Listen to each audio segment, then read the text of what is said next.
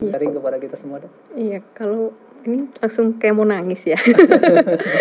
Karena memang benar sih kalau itu ya, kalau apa yang terjadi dalam hidup kita tuh memang sudah tertulis dalam Lauhul Mahfuz ya.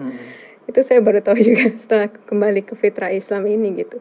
Saya nggak pernah berpikir untuk suatu saat saya akan berubah jadi Islam.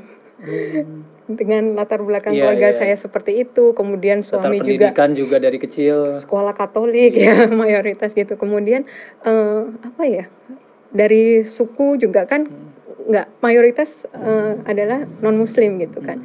Jadi nggak pernah ada dalam pikiran saya akan sampai saat ini gitu ya. Jadi suatu hari di awal bulan Maret itu, awal-awal pandemi. Iya tahun lalu. Iya, itu kan kita lagi mulai digalakkan untuk pakai masker, sering cuci tangan, terus nggak boleh jabat tangan gitu ya.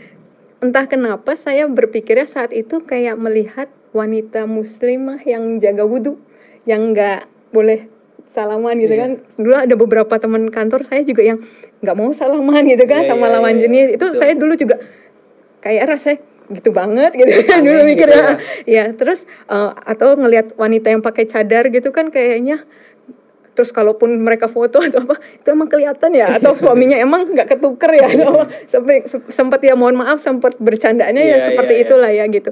Tapi nggak tahu kenapa di awal pandemi itu saya malah kayak dilihatnya adalah kok kayak orang muslimah itu ya gitu ya.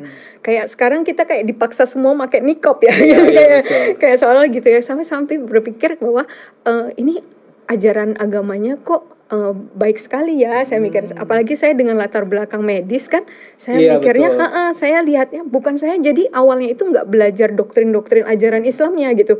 Untuk belajar juga kan takut ya, jadi saya iseng browsing manfaat wudhu itu, saya manfaat gerakan sholat gitu. Kenapa orang pakai niqab kayak gitu-gitu. Saya lihatnya yang sederhana gitu sih gitu.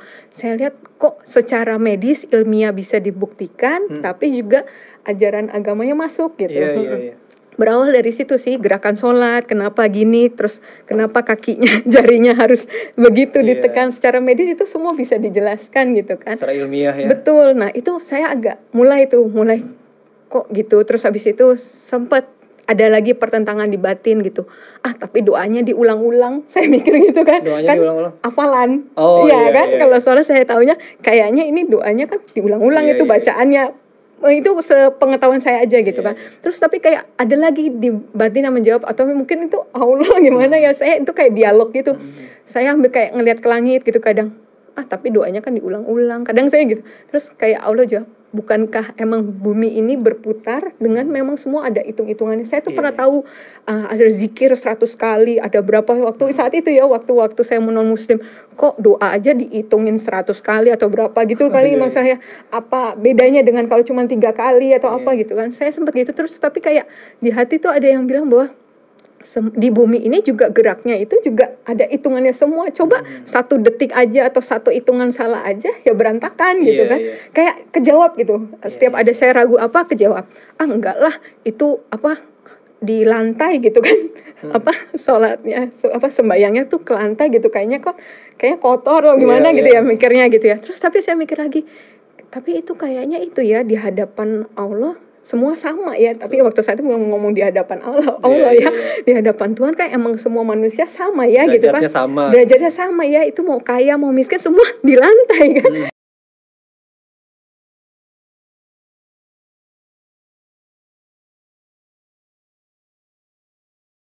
Rumah kosong.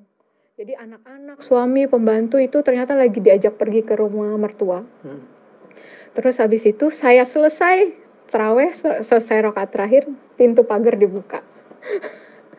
Jadi istilahnya mereka baru pulang lagi. Jadi saya bisa tarawih dengan lancar gitu. Itu banyak kemudian Allah kasih. Setiap habis selesai sholat yang wajib itu saya gini, alhamdulillah ya Allah bisa sholat. Kasih kemudahan ya Allah untuk bisa sholat yang selanjutnya. Itu terus kayak gitu. Itu saya ingat banget. prosesnya saat masih belum ketahuan. Sampai Lebaran apa? Sampai waktu Ramadan itu saya alhamdulillah kan belum bisa bahasa Arab. Jadi saya baca terjemahan. Puasa juga, Dok? Udah mulai puasa? Kalau puasa saya dulu non muslim kan memang udah sering puasa juga. Udah inilah ya.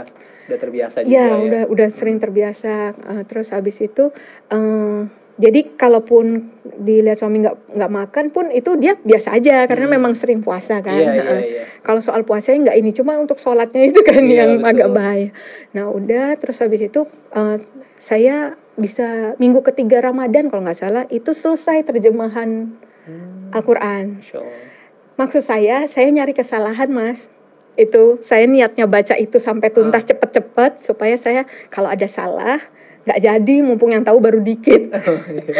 Maksud saya tujuannya itu gitu kan. Kalau nggak ini ya udah mungkin bisa nggak jadilah kalaupun emang ada kesalahan fatal lah gitu ya.